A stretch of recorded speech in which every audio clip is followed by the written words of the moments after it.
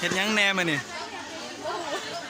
ทดลองวิทยาศาสตร์เฮ็ดภูเขาไฟระเบิดเนาะ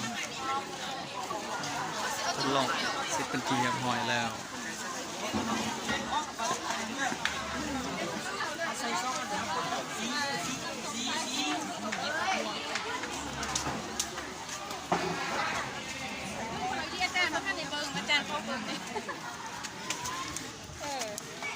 อันนี้ขั้นว่าขึ้นโค้งห้างน้ำโค้งหาง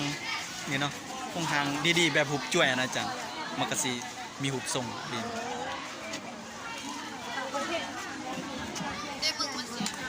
เอาออกเอาออก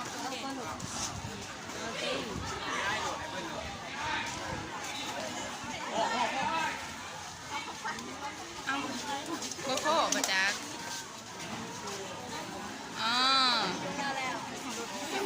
สรุปเลยในเดิมของร้านเดิมสรุปเลยน้ำส้มสายชูว่าเบกกิ้งโซดาจะเป็นจริงๆเนี่ยต่างกันเป็นคาราเมลสาร